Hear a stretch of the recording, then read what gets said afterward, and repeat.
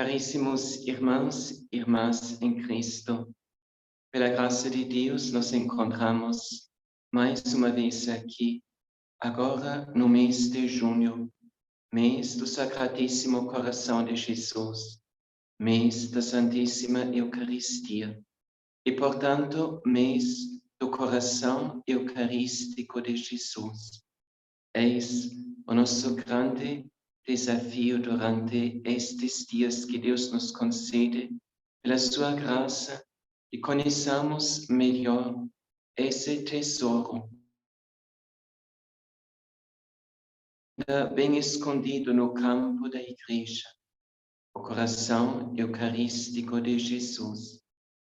Queremos hoje fazer mais um passo em nossa reflexão e meditação. Iniciamos com uma oração. Súplicas diante do sacrário. Carne viva de Cristo, fortifica-me. Sangue generoso do Salvador, inebria-me. Olhar silencioso de Cristo, preenche-me. Palavra sacratíssima do meu Mestre, instrua-me. Braços abertos de Cristo, proteja-me. Costas abertas do crucificado, recebam-me. Coração transpassado de Cristo, aprisiona-me. Mão afetuosa de Jesus, abençoa-me. Dedo onipotente de Cristo, cura-me. Doce ombro do bom pastor, reconduze-me. Vulto amoroso de Cristo, atraia-me. Sorriso escondido do meu amigo, pacifica-me. Hálito vigoroso de Cristo, dá-me a vida. Força triunfante do Senhor, conduze-me. Fogo ardente de Cristo, inflama-me. Bondade do Filho de Maria, seduze-me.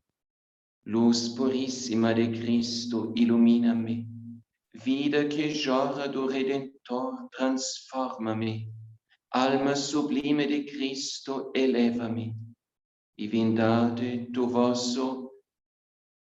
Verbo feito carne, consagra-me. Espírito Santo, dom de Cristo, santifica-me. Amém. Com vosso Filho, ó Mãe Pia, abençoai-nos, ó Virgem Maria. Amém. Caríssimos irmãos e irmãs em Cristo, vamos pegar de novo o Catecismo da Igreja Católica em nossas mãos.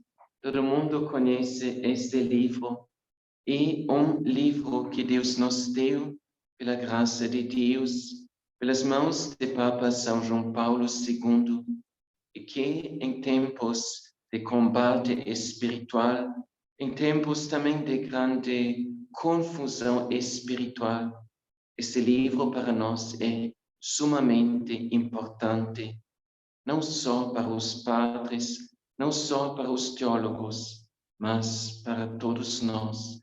A gente encontrar o caminho reto que nos conduz através desses tempos presentes.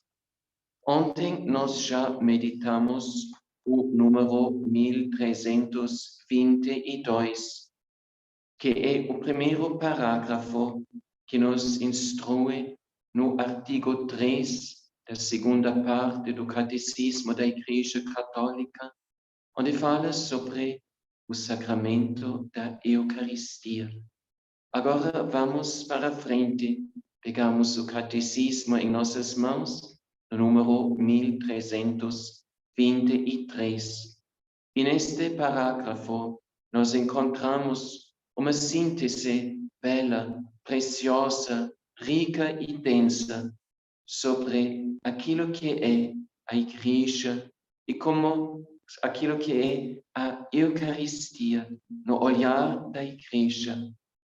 Então, este parágrafo soa assim: na última ceia, na noite em que foi entregue, nosso Salvador instituiu o sacrifício eucarístico de seu corpo e sangue, por ele perpetua pelos séculos, até que volte o sacrifício da cruz, confiando destarte à Igreja, sua dileta esposa, o memorial da sua morte e ressurreição, sacramento do amor, sinal da unidade, vínculo da caridade, banquete pascal, em que Cristo é recebido como alimento, o Espírito é cumulado de graça, e nos é dado o penhor da glória futura.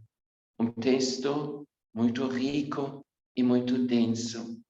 Queremos entender, ao menos, as palavras mais importantes desta exposição magistral sobre o sacramento da Eucaristia.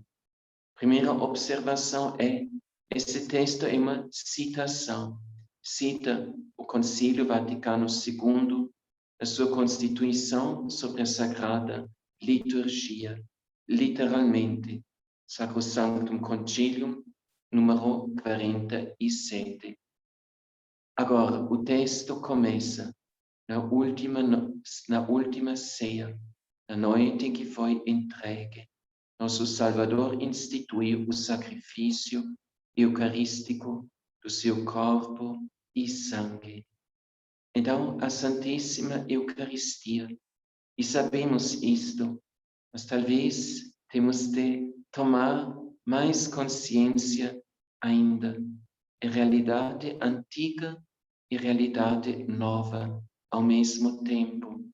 Nova porque é que a Santa Igreja cada dia celebra, pela graça de Deus, Eucaristia.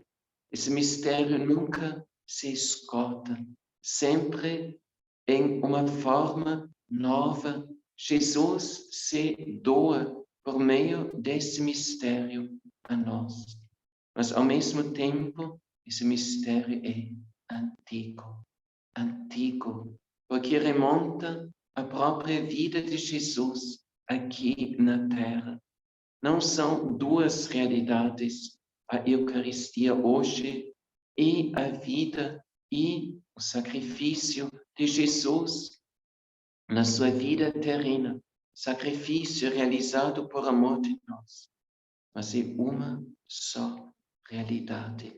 Aquilo que hoje celebramos remonta, tem uma raiz antiga, antiquíssima, remonta à vida terrena de Jesus, remonta, como o texto logo em seguida nos fala, ao seu sacrifício redentor, remonta àquela ação que Jesus realizou no cenáculo, ao celebrar com os seus apóstolos a primeira vez este mistério.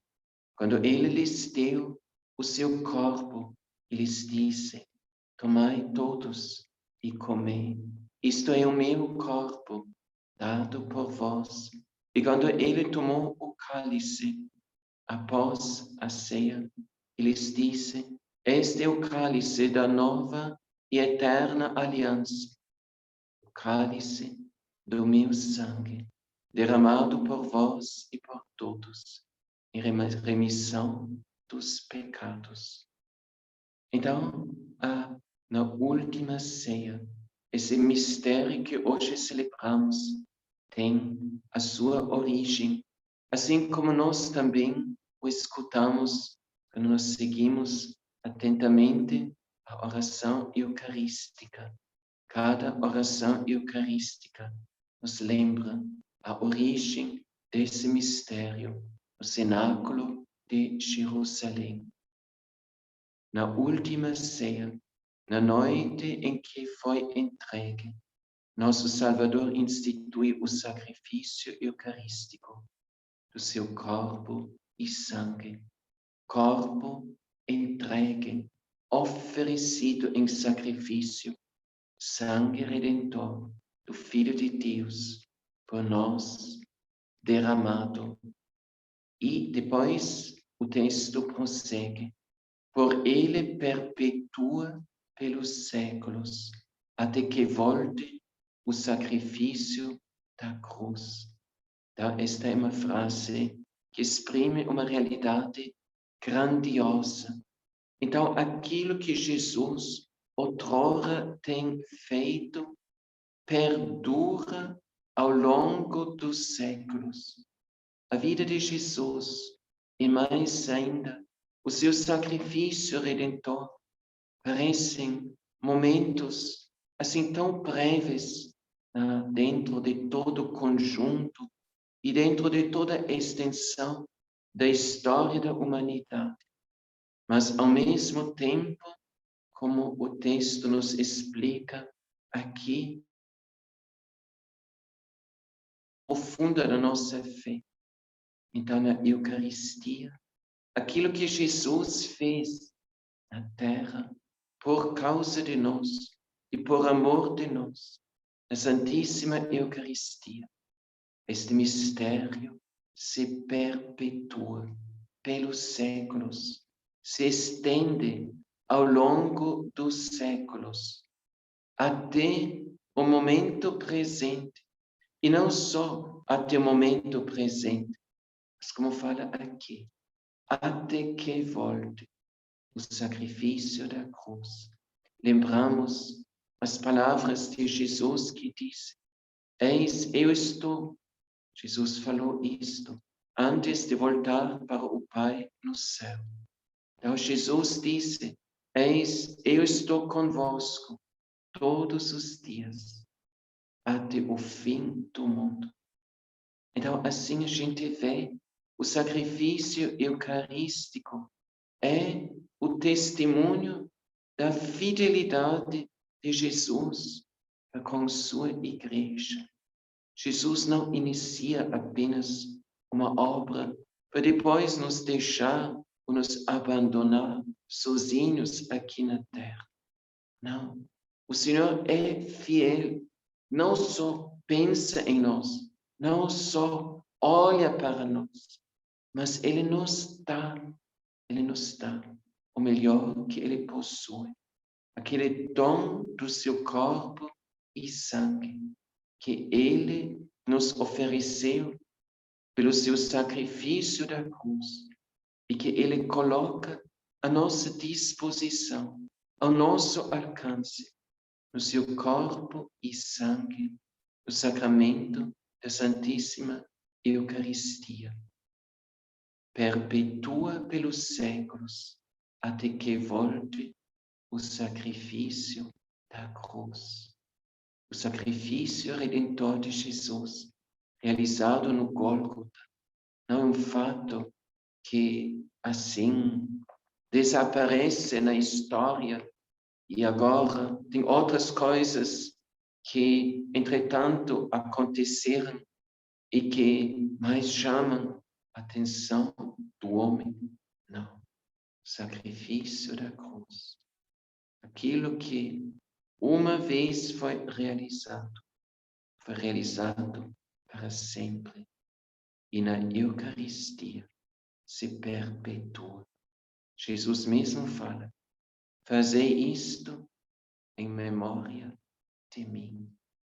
Ao celebrarmos a Eucaristia, a Santíssima Eucaristia, lembramos tudo aquilo que Jesus tem feito por nós ao longo de toda a sua vida terrena, até entregar no alto da cruz a sua própria vida por nós.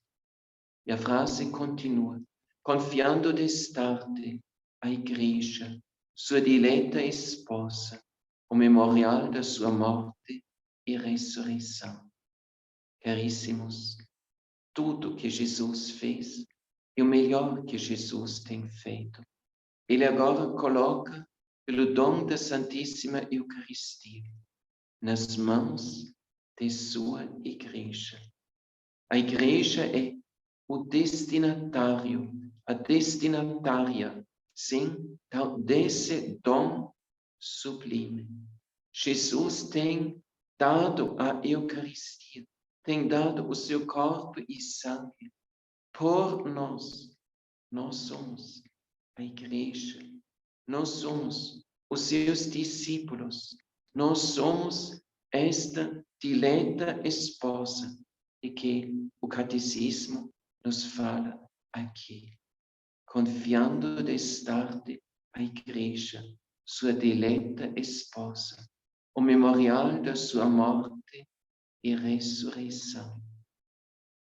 A igreja é aquela que recebe, ela se beneficia deste dom, deste sacrifício de Jesus, mas ao mesmo tempo ela é a depositária, ela recebe este dom e a ela é confiada esse dom, para que ela administre este dom devidamente.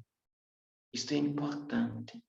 A igreja tem uma enorme responsabilidade ao ser ela a depositária, o lugar onde Jesus depositou, entregou o Santíssimo Sacramento. Um dia, nosso Senhor Jesus Cristo nos vai perguntar: o que fizestes com o meu dom, a Santíssima Eucaristia? O que fizestes vós, sacerdotes e leigos, com o meu corpo e sangue preciosíssimos que eu vos confiei? Confiando a sua igreja, sua diletíssima esposa, o memorial da sua morte e ressurreição. Através do dom sublime da Santíssima Eucaristia, nos é dado o memorial da morte e ressurreição de nosso Senhor. Sim, na Santíssima Eucaristia. Então, nós presenciamos aquilo que Jesus realizou outrora, no alto do Gólgota. Mas nós presenciamos na Eucaristia também o momento e o mistério de sua ressurreição, a morte redentora e a ressurreição de nosso Senhor dos mortos e o ressuscitado que nos dá a vida eterna. E isto que nos é dado, a Santíssima Eucaristia. Nós somos os privilegiados aqui neste mundo, que nos gozamos aquilo que os discípulos de nosso Senhor outrora gozaram. Então, eles podiam ver o ressuscitado. Também em cada Santa Missa, nós podemos, vendo a hóstia consagrada, ver aquele que deu a sua vida por nós, mas aquele que está ao mesmo tempo presente, vivamente, tão vivo no meio de nós. O memorial da sua morte e ressurreição.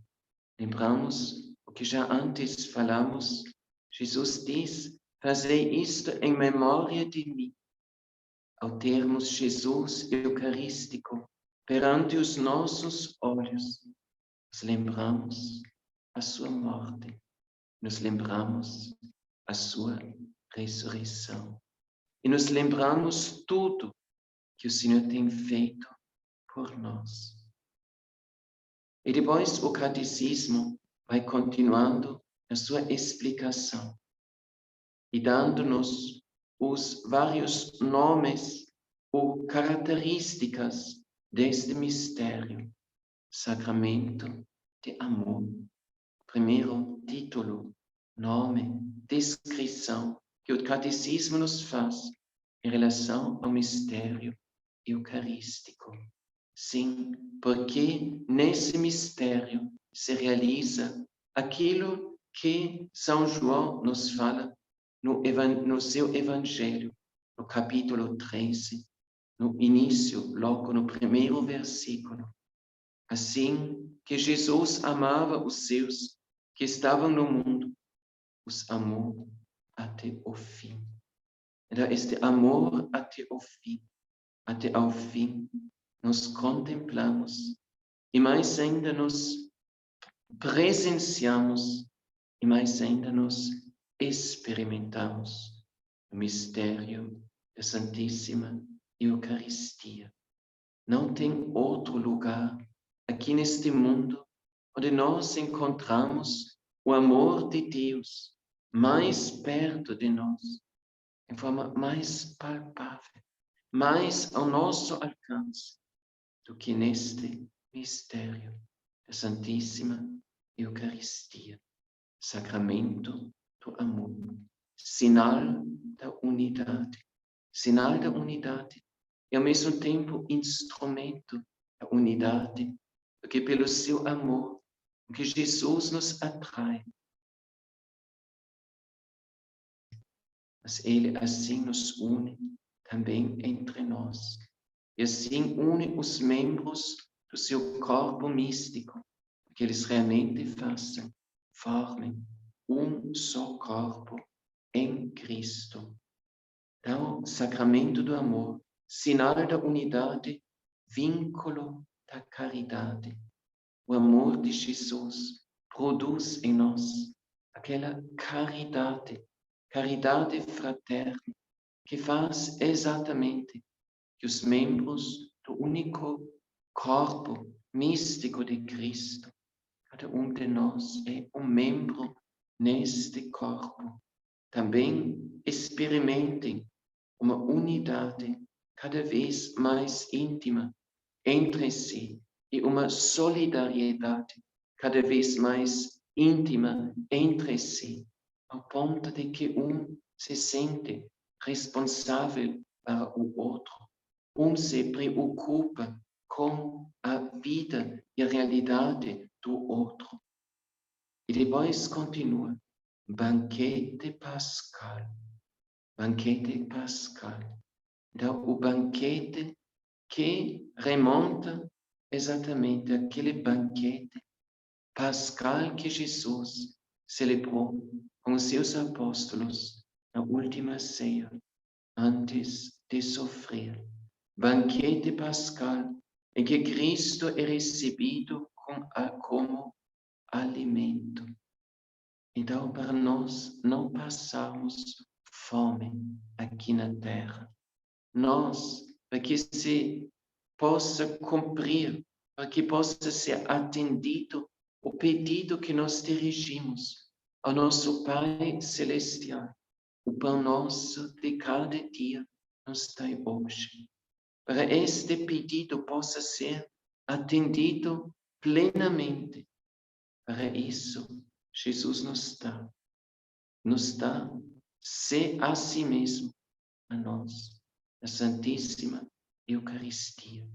Não nos dá qualquer alimento, nos dá o melhor alimento que Ele dispõe, o seu próprio corpo, o seu próprio sangue. Banquete pascal, em que Cristo é recebido como alimento. O Espírito é cumulado de graça e nos é dado o penhor da glória futura. Ao alimentar-nos da Santíssima Eucaristia, nós participamos, sim, daquilo que Jesus instituiu no cenáculo, mas ao mesmo tempo a Eucaristia que remonta ao passado, ao mesmo tempo nos orienta, nos projeta para o futuro. Porque aqui o Catecismo nos fala, descreve a Eucaristia, o banquete eucarístico, como penhor da glória futura. Quer dizer, o início daquilo que Deus nos quer dar no futuro, no céu, na eternidade. Nos é dado na Santíssima Eucaristia. Quantas vezes Jesus comparou o reino dos céus como um grande banquete? Sim, aqui na terra, na Eucaristia, na celebração da Santa Missa, o sacrifício redentor de Jesus e na recepção de Jesus, na Santa Eucaristia. na Santa Comunhão, se inicia, se inaugura aquilo que um dia, pela graça de Deus, encontrará a sua consumação plena no céu, no banquete celeste. Lembramos também, em cada Santa Missa, as palavras do sacerdote antes da Santa Comunhão, quando ele, mostrando as espécies sagradas do corpo santíssimo e do sangue preciosíssimo de Jesus, diz: eis o Cordeiro de Deus que tira o pecado do mundo. E depois das palavras, Senhor, eu não sou digno, acrescenta: felizes, bem-aventurados os que são convidados para o banquete nupcial do Cordeiro, banquete da Páscoa de Jesus, que nos projeta, que nos orienta, que nos conduz em direção para a nossa meta eterna no céu. Então, isto é o parágrafo 1323. Depois, o parágrafo seguinte, não queremos lê-lo agora, mas queremos apenas olhar a umas poucas palavras da primeira frase deste parágrafo, porque aqui faz um tipo de resumo daquilo que resulta deste parágrafo que meditamos agora, porque fala aqui o seguinte: a Eucaristia é fonte e ápice de toda vida cristã. Então, isto é exatamente consequência de tudo aquilo que foi exposto até agora. Se a Santíssima Eucaristia, esse tesouro tão grande, tão sublime, e mais ainda, a realidade central em toda a vida da Igreja, tem de ser, consequentemente também, o tesouro central, a realidade central de toda a nossa vida cristã. E o Catecismo assim explica a Eucaristia como fonte e ápice de toda a vida cristã. Também esta expressão não é uma expressão nova do Catecismo, mas remonta também ao Concílio Vaticano II. A Eucaristia é fonte e ápice de toda vida cristã. Perante tudo que a gente meditou agora anteriormente, isto é algo que quase se impõe. Se é um mistério tão rico, se é um mistério tão importante, se é um mistério tão central, não pode ocupar um lugar marginal na nossa própria vida cristã. Tudo pelo contrário. Tem de ocupar também em nossas vidas o lugar central. E não só o lugar central, mas é identificado aqui como fonte, quer dizer, este lugar onde se origina toda a graça que sustenta e nutre a nossa vida cristã. E, ao mesmo tempo, ápice, o lugar aonde se orienta todas as nossas aspirações, toda a nossa procura, toda a nossa busca cotidiana. Caríssimos, teremos mais tempo, mais outro momento, pela graça de Deus, para meditarmos mais ainda sobre esta verdade grande, aliás, grandiosa. Louvado seja nosso Senhor Jesus Cristo. Para sempre seja louvado e sua Mãe Maria Santíssima. O Senhor esteja convosco. Ele está no meio de nós. Abençoe-vos, Deus Todo-Poderoso, com todo o poder de sua graça, do seu amor e de sua misericórdia, o Pai e o Filho e o Espírito Santo. Amém.